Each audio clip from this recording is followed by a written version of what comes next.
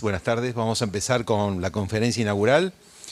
Es un placer para mí presentar a una amiga y compañera de trabajo de muchos años, si bien estamos en hospitales cercanos, no en el mismo. La doctora Norma Derito, todos lo conocen, es una médica psiquiatra que se formó durante mucho tiempo y trabajó mucho tiempo en el Hospital Moyano, es docente, ha sido docente de muchos de ustedes seguramente, hizo toda la carrera hospitalaria, desde médica de guardia, médica de planta, jefa de sección, jefe de servicio y bueno, fue directora del Hospital Moyano. Así que bueno, sin más presentación, nos va a hablar sobre un tema muy interesante, que es obviamente esquizofrenia, pero desde la perspectiva del trastorno disociativo crónico. Norma. Bueno, muchísimas gracias a todos por estar presentes y principalmente por la foto que pusieron, que tenía bastantes años menos, ¿no? Más linda de lo habitual. Es un tema un poquito complicado en el que me metí, pero voy a tratar de ser lo más clara que pueda. Yo pienso que el modelo actual termina con la grieta, es decir, entre el problema del psicologismo y el biologismo. O sea, entiendo que es el momento de la integración de ambas fuentes, porque los elementos que tenemos ahora para estudiar las enfermedades mentales no eran los que teníamos hace 30 o 40 años atrás. O sea, hoy tenemos la neuroimagen funcional, que es un elemento valiosísimo, tenemos los test neurocognitivos, otro elemento valiosísimo, polisomnografías, a mí me sirven muchísimo, porque se encuentran muchas cosas orgánicas en las esquizofrenias, especialmente. Entonces, es el momento en que uno empieza a integrar por dos motivos. Uno, porque tiene estos elementos, y otro, porque a lo largo de los años uno ve que cuando hablamos de delirios, el paciente delira con lo que vivió. Es decir, aquello que decía Freud, que el inconsciente se expresa a través de los sueños, bueno, retomamos a Bleuler y el inconsciente se expresa a través de la disociación de la conciencia del esquizofrénico. Y justamente los delirios son aquello que estaba en lo que yo llamo la cajita de Pandora, que está en el hipotálamo, de lo cual no somos conscientes, pero que en determinado momento, en los sueños o en la disociación, se expresan. Y se expresa en el delirio de los psicóticos, porque el psicótico no delira con cualquier cosa, delira con lo que aprendió y con lo que vivió, delira con su propia historia.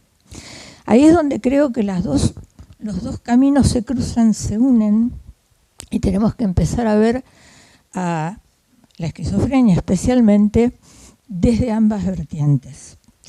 Pero claro que esto tiene un origen, y ese origen es común en ambos casos. Ahora vamos a ver por qué.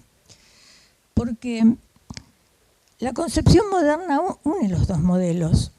O sea, es una enfermedad del neurodesarrollo en la que participan factores genéticos y epigenéticos, pero también intervienen las influencias ambientales y los factores psicosociales. Todo eso colabora a lo largo de la maduración del cerebro para que en determinado momento explote la esquizofrenia. Y digo explote porque en determinado momento nos damos cuenta, pero yo creo que la esquizofrenia ya estaba en germen cuando hay alteración de los factores epigenéticos y cuando hay genes predisponentes que estaban destinados a no expresarse y que por influencias ambientales ahora se van a expresar y va a aparecer la enfermedad, que por otro lado es multifactorial. Entonces, es más complicado que eso. Vamos a ver si puedo. El riesgo de padecer esquizofrenia sabemos que es de aproximadamente el 1% a nivel mundial, y hoy se ha visto que en realidad, si uno estudia los genes predisponentes, hay un 80% de probabilidades en familias con genes predisponentes de heredar la enfermedad. Yo tengo una paciente en este momento que el papá de la madre, o sea, su abuelo materno era esquizofrénico, y la madre tiene 5 hermanas, de las cuales 3 son esquizofrénicas. O sea, que el factor genético parece que... Pero también interviene el tema del neurodesarrollo. Entonces, las enfermedades con alta prevalencia en la población general son etiológicamente heterogéneas. Se presume que diferentes grupos de personas con esquizofrenia van a presentar diferentes combinaciones de genes mutados y factores ambientales, lo que puede explicar que algunos resultados no se repliquen al estudiar diferentes poblaciones. Esto lo dice Beckman y Franzek en el año 2000. ¿Se acuerdan de Beckman, que era de la Escuela de Lyon? Bien, entonces, no me voy a detener mucho en esto, pero en la etiopatogenia de la esquizofrenia tenemos alteraciones de los neurotransmisores. Estas alteraciones tienen que ver con el glutamato, que tiene una acción activadora sobre las neuronas dopaminérgicas, y eso aumenta el tono de la dopamina en una hiperdopaminergia a nivel mesolímbico. Algunos autores piensan que la hiperactividad del glutamato estaría desencadenada por la hipodopaminergia central, es decir, a lo que voy es a esto, es que estaría relacionado, esta problemática de neurotransmisores, estaría relacionada con una carga genética y un medio ambiente que actúa sobre la expresión de esos genes candidatos, es decir, una alteración epigenética que hace que los mensajes que se emiten en cuanto a la formación y función de estos neurotransmisores se vea alterada. Es decir, si esto se ve alterado en el vientre de la madre, esa madre ya está gestando un esquizofrénico. Eso es lo que quiero decir. La esquizofrenia no aparece a los 16 años del cielo como cayendo. No, esto estaba en el vientre de la madre. Y los que hacen psiquiatría infantil, bueno, ahora vamos a hablar un poquito de eso, lo saben mejor que yo. Bueno, vamos a pasar esto porque si no... Entonces, acá tenemos los genes candidatos y posiblemente existan algunas características premórbidas en la familia, resultado de la carga genética, pero que no es ambiental, como les conté de esta paciente que tengo ahora.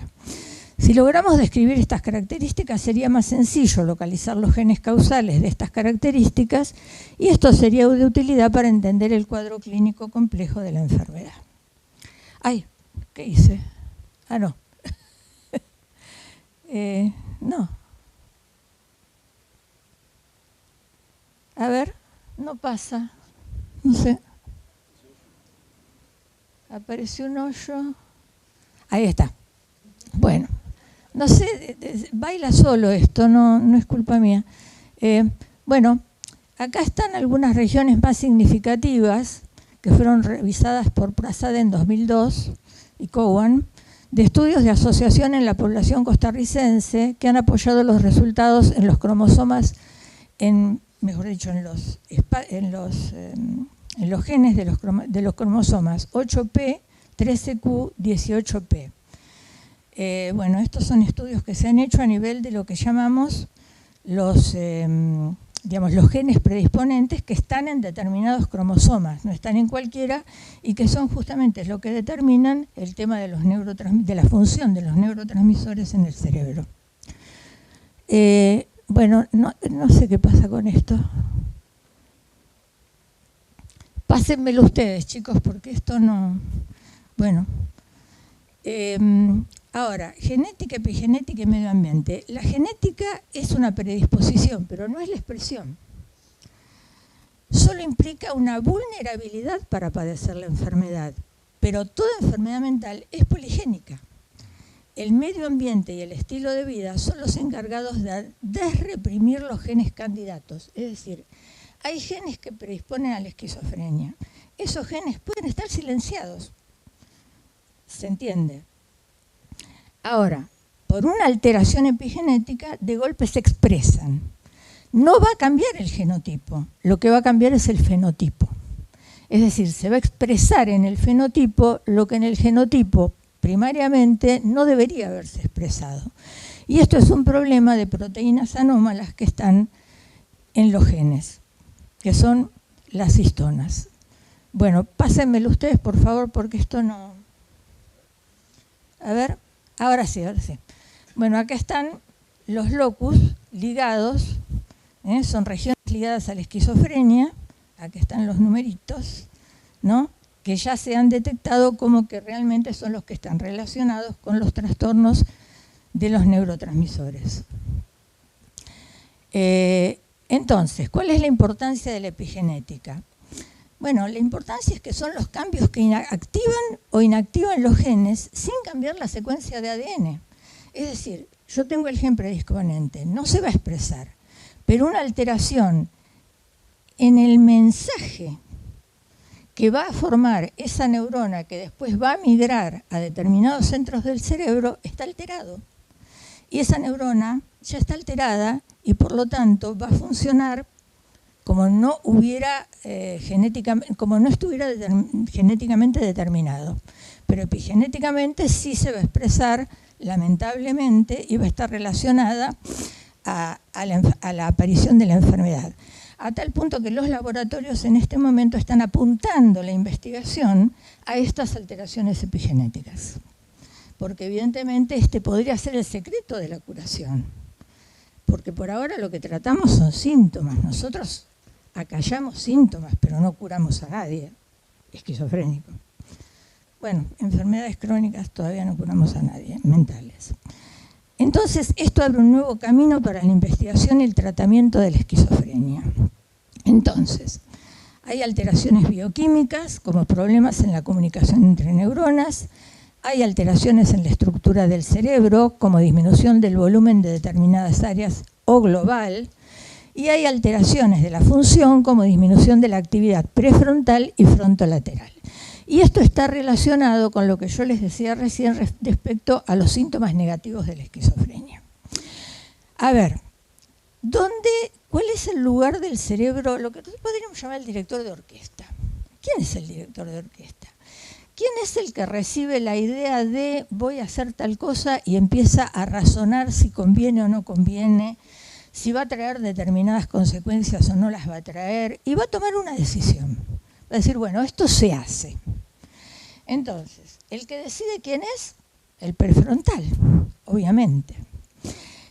¿A quién le da la orden de ejecutar? Al prefrontal dorsolateral, a la memoria de trabajo. ¿Qué hace la memoria de trabajo? Buscan los bancos de memoria. Y otra cosa importante, no solo buscan los bancos de memoria, ¿qué conductas yo debo ejercer para llegar a determinado objetivo? ¿No? Vamos a suponer un ejemplo, voy a hacer una torta, decido hacer la torta. ¿Quién ordena temporoespacialmente todas las conductas que yo voy a ejecutar para llegar al resultado torta? El prefrontal dorsolateral, la memoria de trabajo. ¿Qué es lo que no le funciona al esquizofrénico? Eso. Por eso, el síntoma esencial del defecto, y que es el que une a todas las esquizofrenias, a todas con complejos sintomáticos totalmente diferentes, es el apragmatismo. Es un síndrome disejecutivo. Y esto lo decía Minkowski. ¿Cómo definió Minkowski la esquizofrenia? La definió así: es una demencia pragmática. Fácil. No pueden ejecutar. Yo tengo una pacientita que, pobrecita, la mamá, el papá la tratan de, ves que sos una haragana, sos una boba, yo te enseño a hacer una ensalada y la haces toda al revés. Y la paciente, es una esquizofrenia pueril, pobrecita, me dice, doctora, no es que no quiero hacerlo, es que yo cuando estoy delante de las cosas no sé qué va primero. Es el apragmatismo. Ese es el problema más grave de la esquizofrenia. No pueden hacer, entonces uno los obliga y no pueden. Sí pueden si hay un prefrontal dorsolateral ayudante al lado. Si hay una persona que le dice, pone primero esto, corta el tomate, ahí lo hacen. Ahora vos te vas y después, hacelo de nuevo. No puede. Y no es que no se acuerda. No puede porque no lo puede ordenar temporoespacialmente. Eso es el apragmatismo. Y eso es lo que le pasa a todos los esquizofrénicos. Y esa es la alteración más grave que trae esta problemática que ya viene lamentablemente expresada a través de alteraciones epigenéticas en genes predisponentes. Entonces, hay ciertas regiones del genoma modificadas epigenéticamente durante las etapas más tempranas del desarrollo cerebral y que están relacionadas con la esquizofrenia. Por ejemplo, la metilación del ADN implica la adición no programada de grupos metilo a ciertas partes del ADN que afecta la forma en que se interpretan los genes. Cualquier alteración causada por cambios en los mecanismos epigenéticos da lugar a desórdenes en el neurodesarrollo y esto incluye a la esquizofrenia. ¿Cuáles son las zonas de riesgo? Bueno, en los tejidos cerebrales post-mortem se ha visto en personas que padecieron esquizofrenia y se compararon con individuos sanos. Y se ha visto las marcas epigenéticas como la metilación de ADN en regiones específicas del genoma, que en este caso lo hemos llamado genes candidatos, y que implican las zonas de riesgo de la esquizofrenia. Es decir, son aquellas que van a formar el prefrontal dorsolateral y otras zonas, porque los fenómenos productivos, como las alucinaciones y los delirios, implican activación de otras zonas del cerebro, pero no son la esencia del problema. Pueden estar o no estar. En muchos están, son muy productivos, muy floridos, en otros no están para nada, son totalmente improductivos, pero la esencia es el apragmatismo y la apatía. Bien, acá vemos que los genes no determinan todo porque acá tenemos dos cerebros de gemelos idénticos y como podemos ver, el agrandamiento ventricular en uno de los gemelos, que era el esquizofrénico, mientras que los ventrículos están normales en el gemelo normal. O sea, la influencia ambiental. En gemelos idénticos. ¿Qué pasó? Y durante la gestación, yo no sé. Yo tengo hijos gemelos idénticos. Bueno, les puedo decir que uno es el negativo del otro en cuanto a personalidad. ¿Qué les hice? Yo no sé, ¿eh? De algo soy culpable. Pero uno es obsesivo y el otro nada que ver. Es un histérico divino. Bueno, entonces, ahí están las influencias. Estas alteraciones o estas expresiones génicas no implican un cambio en la secuencia de ADN. Y esta expresión puede ser modificada por cambios ambientales como el estrés, los tóxicos, la malnutrición o las infecciones. Ahora tengo alguna figurita por acá. Entonces, fíjense en esto. Nosotros consideramos antes que la etapa prodrómica aparecía entre los 12 o 13 años y que insidiosamente, lo que llamamos el humor delirante, la vivencia delirante primaria, podía durar de 2 a 6 años en promedio. Después, entre los 19 y 20 años, aparecía la etapa presipótica con algún síntoma positivo. Lo primero que aparece son las percepciones delirantes y las ocurrencias delirantes, como dice Grull. Y después aparece el brote, pero el brote aparece, como decía Clerambault, cuando el brote aparece la psicosis ya es vieja. Ya hay muchos años de psicosis cuando el brote aparece. Es demasiado tarde. Porque yo he tenido la oportunidad de poder... es difícil hablar con un hebefrénico y que te cuente que se acuerda de los 5 o 6 años. Es muy difícil. Primero porque ellos no tienen la posibilidad de construir un acontecer histórico vital ordenado. Vieron que cuando uno le pregunta al esquizofrénico su historia vital, te dice, ah, sí, cuando vine con mi mamá y mis hermanos de afuera. ¿Y eso cuándo fue? Ah, no, cuando mi hermano era chiquito y yo mucho no me acuerdo. Pero, ¿y tu mamá qué hizo? Empezó a trabajar. ¿Y de qué trabajaba? No sé. ¿Y cuánto tiempo trabajó? A mí me parece que hasta que se casó con Mengano, pero no pueden construir un acontecer histórico vital. No pueden. Entonces es muy difícil preguntarles qué les pasaba cuando eran chiquitos, pero algunos me han respondido, algunos pudieron responderme. Por ejemplo, con conductas de aislamiento o dificultad para interaccionar con otros chicos en la escuela, y tengo esquizofrénicos que me dijeron, yo les preguntaba, ¿pero qué te pasaba con los chicos? No sé, yo me sentía raro, doctora. yo no era como los demás. ¿Pero qué? ¿Te hacían burla? No. Es que yo no podía jugar. Yo quería jugar, pero no podía porque era como raro. ¿Pero tenías miedo? Y a veces sí, a veces no. O sea, ya en el chico está el problema. Esto lo ven los psiquiatras infantiles. Yo he hablado mucho con los psiquiatras infantiles. O sea, el germen está mucho antes de que lo veamos. Cuando supongamos que lo enganchamos en la etapa prepsicótica, es tarde. En la etapa prodrómica, y casi es tarde. Yo he visto etapas prodrómicas de 5 o 6 años donde lo veía venir, pero también es muy difícil medicar algo que uno ve venir, porque puede ser una esquizotipia, y por ahí no estoy medicando un esquizofrénico. Entonces esto se discute también. ¿Qué hacemos? ¿Medicamos o no medicamos? Ese es el problema. Bueno, entonces, la esquizofrenia en los estadios, yo diría que en realidad hay un neurodesarrollo anormal, en la pubertad una desregulación neuroquímica y después de los 30 años, neurodegeneración, sí. Yo me acuerdo que cuando yo me recibí y estudiaba psiquiatría decían que el esquizofrénico, si bien se defectuaba, no se demenciaba, es decir, no tenía un proceso involutivo. Sí lo tiene. Ahora con la neuroimagen se ha visto que sí lo tiene. Sí tiene un proceso involutivo, por supuesto.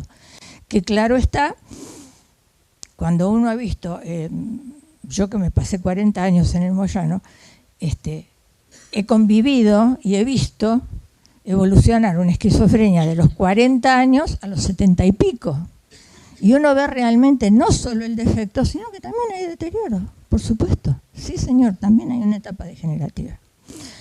Entonces, empieza antes y evoluciona mucho peor de lo que pensábamos. Entonces, el desarrollo intrauterino, la estructura cerebral tal cual será en el cerebro adulto, es el fenómeno que predomina en el neurodesarrollo prenatal, que es la vida intrauterina. En el primer trimestre tenemos la subetapa de génesis celular, o sea, se está generando el neuroblasto. En el segundo trimestre se conforman distintos órganos, entre ellos el cerebro. Ahí tenemos la subetapa de crecimiento anatómico. Al final de la gestación, el feto, antes del nacimiento, tendrá un cerebro en el que pueden distinguirse sin dificultad las estructuras características del cerebro humano, si bien la madurez de ese cerebro aún está lejos. ¿Cuándo termina de madurar el cerebro, doctores? A los 20 años. Justo cuando termina de madurar la genitalidad. Qué ridículo preguntarle cómo se autopercibe sexualmente a un chico de 12 años. Todavía no tiene identidad sexual ni inclinación, porque no se desarrolló el núcleo correspondiente que está en el hipotálamo. No maduró. Entonces, ¿qué pasa con el esquizofrénico? Con el esquizofrénico no madura nunca. Por eso la identidad sexual del esquizofrénico es imposible de determinar. De ahí que muchos de sus delirios y alucinaciones tienen que ver con la sexualidad, que es con el problema de la identidad sexual que nunca se define en el esquizofrénico.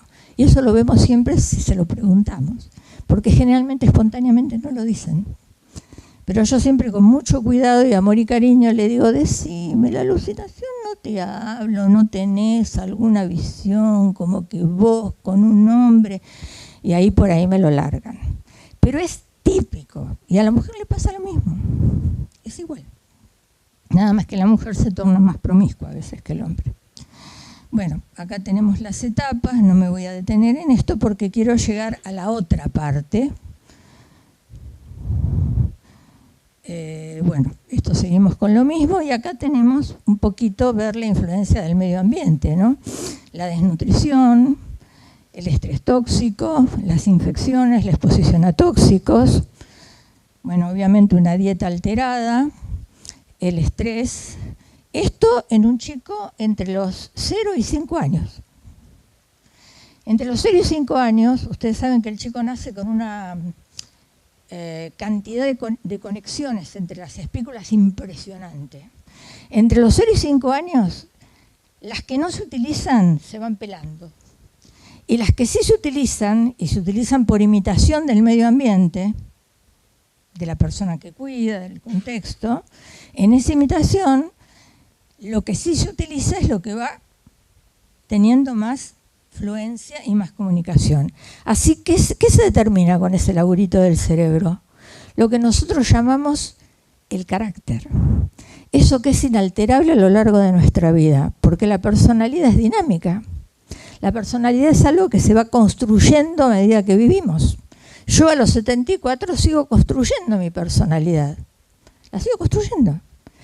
Lo que no puedo construir es mi carácter, porque eso que quedó de mis tías queridas, no le vas a abrirle, no le vas a abrir la despensa a nadie vos, ¿eh?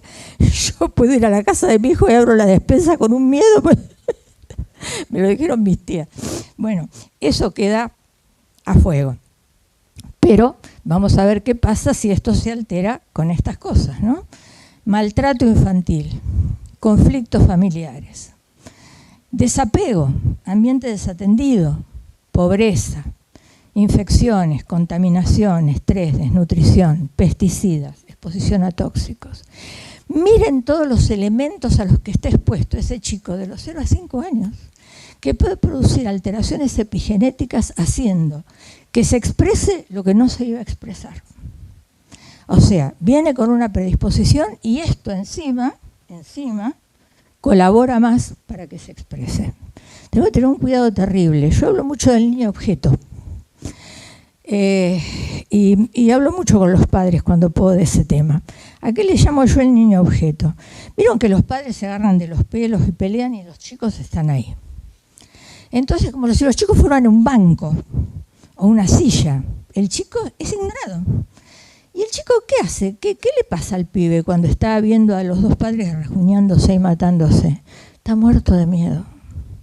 Tiene una impotencia terrible. Siente pánico. No tiene para dónde correr, no tiene elementos para expresarse verbalmente. ¿Cómo se expresa? Con conductas. Ahí vienen los problemas de conducta en el colegio. Porque es el chico banco, o sea, el chico objeto. Los padres hacen cualquier desastre delante del chico, como es el chico. Y después a los 18 años se preguntan, che, pero ¿por qué salió así? Claro, pensá lo que hiciste vos cuando tenías 4 años delante del pibe, ¿viste? Bueno, esto obviamente en la esquizofrenia tiene otro tipo de contexto. Entonces, ahora sí vamos a hablar de conciencia.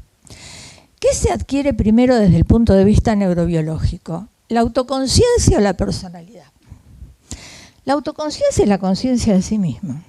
Soy yo que sé que mis pensamientos son míos, soy yo que sé que este cuerpo es mío, que está un poquito cansado hoy. Soy yo que sé cómo me estoy moviendo, estoy percibiendo mis movimientos, no puedo hablar si no me muevo, me pasa siempre eso, no sé por qué. Soy yo que los veo a ustedes y sé perfectamente quiénes son, cómo estoy interaccionando, estoy tratando de explicarles algo que yo estudié, pensé, se me ocurrió. Pero ustedes son mi auditorio, yo soy la persona que está hablando y estoy tratando de concatenar mi conocimiento para expresarlo de la manera más fácil de ser comprendida. Es decir, ¿qué pasa con mi autoconciencia? Está integrada, está armónica. Bien. Yo considero que está bien, está normal. Después si no está bien, usted me avisa, ¿no? Está bien, ¿no es cierto? Está bien. Bueno, vamos a decir que está bien. Entonces, esa autoconciencia, ¿se forma primero que la personalidad o después que la personalidad? Se forma primero. La personalidad después se forma sobre el carácter. Empieza a formarse en la interacción con el mundo, la personalidad. Y es dinámica, el carácter no es dinámico, es un rasgo que queda fijo y mucho más fijo queda lo que está, digamos, ya inscripto cuando el chico nace. Los bebés son receptores de información desde antes de nacer. La cuestión es a partir de qué momento empiezan a procesar todos los estímulos. Hoy se propone, los franceses han hecho estudios de neuroimagen funcional con bebés de 3, 4 y 5 meses. Y han visto la ¿Qué es lo que primero se activa? La parte occipital. ¿Por qué? Porque lo primero que hace el bebé es ver el mundo. ¿Qué es lo que ve? Y probablemente vea algo caleidoscópico. Y probablemente escuche sonidos que lo asustan. Por algo llora. Nacemos llorando. ¡Qué susto! O sea, en eso el psicoanálisis tiene razón. Un susto bárbaro cuando nacemos. Pero a partir de ahí, todos esos estímulos el cerebro los va recibiendo y los va ordenando. En la medida que los va ordenando, a medida que el cerebro va madurando en el bebé, es como va tomando conciencia de él y del mundo externo. Pero pasan muchos meses hasta que esto sucede. Hoy se propone que la formación de la autoconciencia aparece apenas el niño abre los ojos al mundo y penetran esas primeras. Los científicos en Francia detectaron señales en el sistema nervioso de los infantes que marcan el inicio de la conciencia visual. En otras palabras, la habilidad de ver y recordar podría suceder alrededor de los 5 meses. O sea, queda inscripto en el hipotálamo todo lo que vemos y oímos desde los 5 meses. Pero es el inconsciente, la cajita de Pandora, de la que después no nos vamos a acordar. Pero está ahí, siempre está ahí. En este estudio se vio que esto no es cierto. No solo procesan la información hasta cierto punto, sino que también la retienen en la mente. Esto lo señala Quider. Esto significa que si un estímulo desaparece de la vista, los infantes todavía pueden trabajar en ello. Podrían ser conscientes del dolor. Es decir, nosotros pensamos que nos vamos y el chico no. El chico tiene la imagen de algo conocido, o de un olor conocido, o de un sonido de voz conocido. Queda. El tema del apego. Ahí viene, por eso yo digo que es una grieta que se va cerrando, ¿ven? El tema del apego. ¿Qué pasa si al chico le falta esto? Bueno, perdón. No, me fui para atrás. Bueno, esta es la constitución integral de la conciencia según Wernicke. La conciencia es una función de la corteza cerebral que mantiene armónicamente asociado el funcionando a las siguientes partes que la componen. La conciencia del mundo exterior son las huellas mnémicas que se identifican con lo percibido a nuestro alrededor y el conocimiento del mundo externo. La conciencia de la corporalidad es la percepción de nuestro propio cuerpo, que llega a lugares del cerebro en el que está la imagen mnémica de nuestro cuerpo. Bueno, esto lo sabemos por los temas neurológicos, como el miembro fantasma, etc. Esto va siempre acompañado de un componente sensitivo, como decía Henry A. Ninguna percepción corporal va si no está acompañada o pegada a un componente sensitivo. ¿Qué pasa en el esquizofrénico? Está disociado. Yo he visto esquizofrénicos quebrados, que se cayeron, se quebraron y seguían caminando y fumando. No había componente afectivo con el dolor. Increíble, la disociación. Esa es la disociación. Conciencia del yo psíquico. Conciencia del yo psíquico. Conjunción del conocimiento de mis propios pensamientos y mis propias emociones.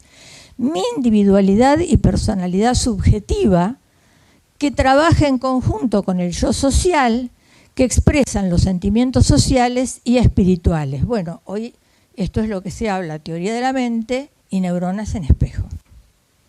Hoy esto tiene una explicación a nivel de desarrollo del cerebro.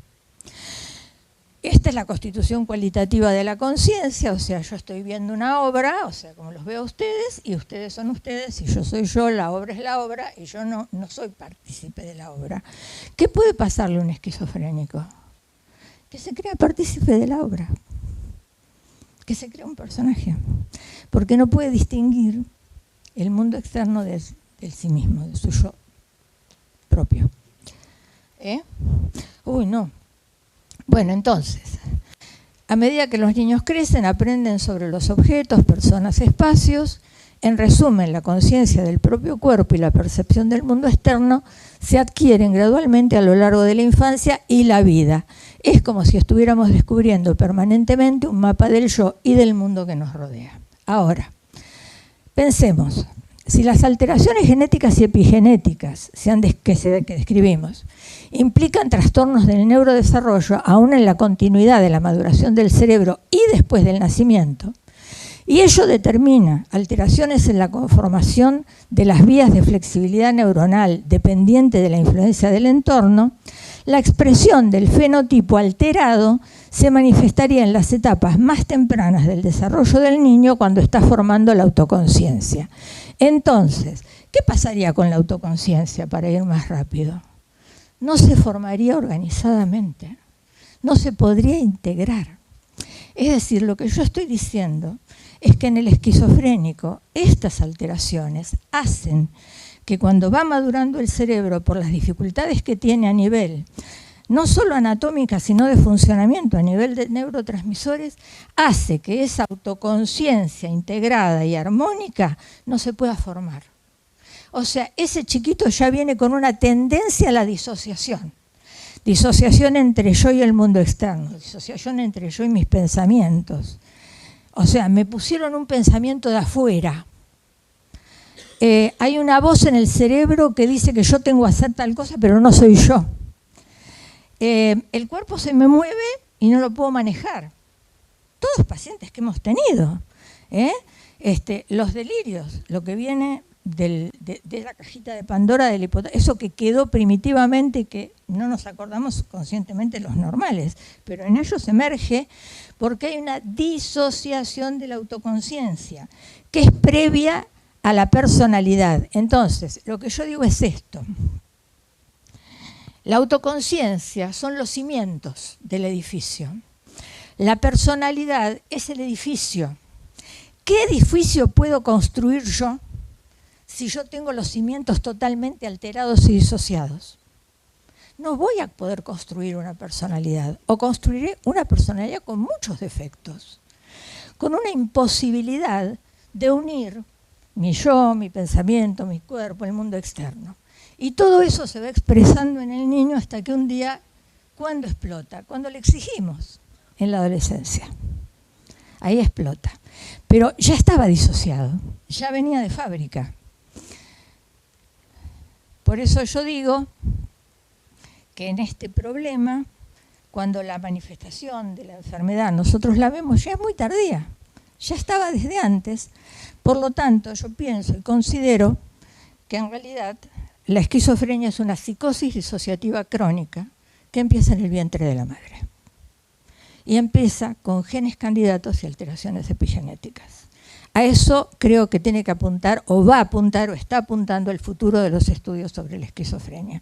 Por eso quizás ya hay muchos que tienen esta idea, no yo sola me ocurrió, pero después vi que había un montón de gente que está pensando en dejar de llamarle esquizofrenia. ¿Por qué no psicosis disociativa crónica? Puede ser una idea. Bueno, esto es lo que le quería transmitir, no sé si he sido clara realmente porque es medio complicado, pero... Gracias. Gracias.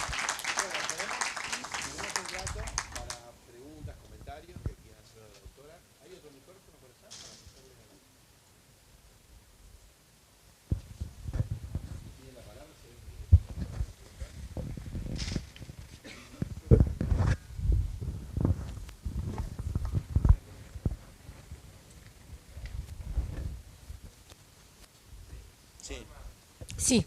Vení. Si no voy hasta allá.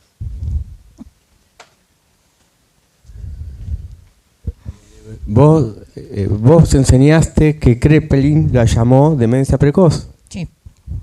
Bueno, no fue el primero. Demencia precocísima de Santi fue el primer caso descrito en un chico de 12 años, sí. Sí. No, digo porque claro. Estás proponiendo... ¿Ves lo que decía Esteban cuando presentó a la última imagen que dijo, el presente nos remite al pasado? Claro. Sí, yo por eso... Exactamente. La catatonía en niños. Y yo la he visto. ¿Cuántas veces me han llamado del Tobar o de los chicos? Porque ¿cómo expresan la disociación? A través del movimiento, porque no pueden expresarlo a través del pensamiento. Es precocísima, es verdad. Por eso yo en la charla del doctor pregunté de esto, de cuando uno hace un diagnóstico de la esquizofrenia resistente, que es la mirada clínica que uno tiene en el momento, está bien, después están los criterios, pero la mirada clínica de cuándo te encontrás y diagnosticás, o lo llamamos esquizofrenia o psicosis disociativa crónica, y del tema de la emocionalidad, porque lo que vos hablás es la fragmentación también que le habla Bloiler. Claro, o sea, exactamente. Ahora, la fragmentación, tomando... Es decir, esto nace con Bloiler en realidad. El primero que habla de disociación es Bloiler. Sí, y corramos y volvamos el Freud neurólogo también habla de esto. Olvidémonos del psicoanálisis. El Freud neurólogo habla un poco del desarme de la cabeza. No te discuto porque no sé tanto de Freud, sinceramente no. Sí, Wernicke sí hablaba de eso, Wernicke sí. Por eso eran tan categorialistas, porque hablaban de sistemas del cerebro alterados en cada uno de los complejos sintomáticos, donde todo lo une, obviamente, el defecto. ¿Vos, Julieta, querías preguntar algo? Pero sí. ¿Alguien más? ¿Comentar? Bueno, a ver, se me ocurrió... No entendieron nada. Sí, no. Lo que pasa es que es muy profundo. No, se me ocurrió, cuando hablabas un poco de psicosis disociativa crónica y de cambio, que Cintia trabajó mucho, está trabajando en el tema de cambio de nombre, vos sabés, ¿no? ¿Querés hacer algún comentario, Cintia? Dale, Cintia, dale que... Sí. Difícil. Bueno, doctora, felicitaciones por la presentación porque creo que todos nos quedamos preguntas y estamos todos ahí. En relación al cambio de nombre, yo creo que tiene que ver también con diferentes aristas en lo que respecta a la esquizofrenia, no únicamente desde el punto de vista de entender cómo se da, sino también de cuestiones anti-estigma.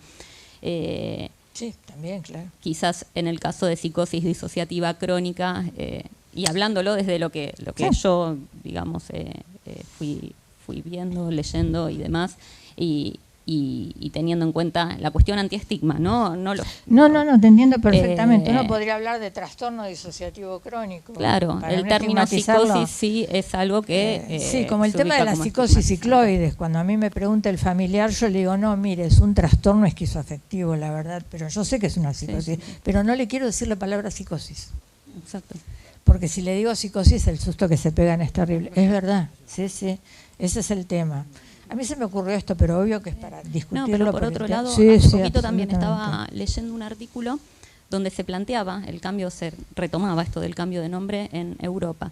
Y lo que proponían, es también, no solamente desde el estigma, no solamente desde la fisiopatología, entre comillas, o como queramos llamarlo, sino también por criterios que tengan que ver con lo que determina la OMS para manuales, digamos, como para que todos puedan entender. Me parece que el término, claro, cuando hablamos de cambio de nombre es complejísimo porque comprende muchas aristas, no únicamente sí, totalmente. Acá nos estamos refiriendo, yo vengo desde la etiopatogenia, digamos, quiero salir desde ahí. Pero en realidad uno lo puede ver desde otros lugares, desde los síntomas negativos, en fin, sí, puede verlo.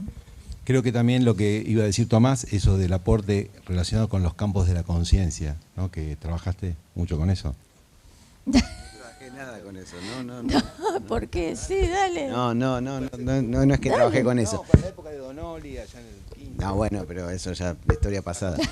La conciencia del yo. La conciencia del yo. No, lo que te quería preguntar, Norma, aprovecho que me dio el micrófono, que te quería preguntar es porque hablaste un poco de las esquizofrenias de aparición temprana o en la adolescencia, pero hay esquizofrenias, ¿no?, que aparecen mucho después. Y los delirios crónicos o parafrenias, si los querés, sí.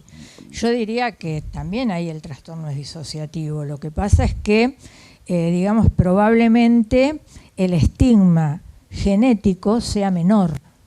Por lo tanto, se expresa, la gravedad con la que se expresa dependería de la carga genética o la cantidad de alteraciones epigenéticas que hacen que, esa estructura falle más temprano o más tarde. pero ya venía con la predisposición, ya venía. Simplemente que la carga será menor, supongo, de alteraciones. O sea, eso habría que preguntarle. ¿Cómo es el chico este que hace genética? Alejo, no está Alejo. No, porque tiene una pregunta. Claro, porque sería interesante cómo lo ve Alejo, cuáles son los tiempos para que. Yo creo que deben ser que son alteraciones epigenéticas que tienen mayor o menor penetrancia. Para mí sí. Debe pasar por ahí el tema. Sí. De todas maneras son disociadas. No sé, la pregunta de Fabián, si vos querías hacerla, era por el tema del... ¿Querés el micrófono? A ver, levanta la voz. Bueno, gracias. Gracias a todos. Mis locuras. Bueno, ahora en un ratito, a las 19, ¿no? O seguido es el acto inaugural. Bueno, gracias.